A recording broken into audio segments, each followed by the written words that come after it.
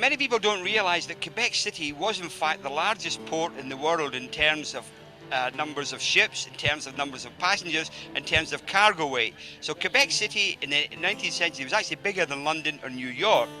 Now this meant that the passage from Quebec City to Liverpool was extremely well travelled. In some years, over 1,000 ships would ply between Quebec City and Liverpool. That's an incredible number of sailing ships. Any one time you could have 200 ships in Quebec City. But what that meant was that the run from Quebec to Liverpool was extremely cheap. It became a run because timber was the big export from Quebec from about 1800.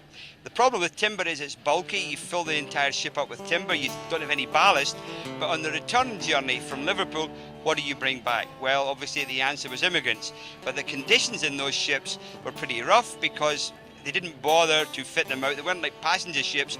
They'd just rip out all the immigrant apparatus when they got to Quebec, burn it, and then fill it up with timber. So that's why Quebec City was very important, and that's why at least, say in the year 1847, at least 100,000 Irishmen came to Quebec City, travelled down through Montreal, through the Great Lakes to the rest of Canada and North America. But that's why they chose Quebec City. And many people forget that Quebec, in the 1840s, 1850s, when this ship sailed, was in fact the premier destination of passengers. It wasn't New York, it wasn't Philadelphia, it wasn't Boston, it was Quebec.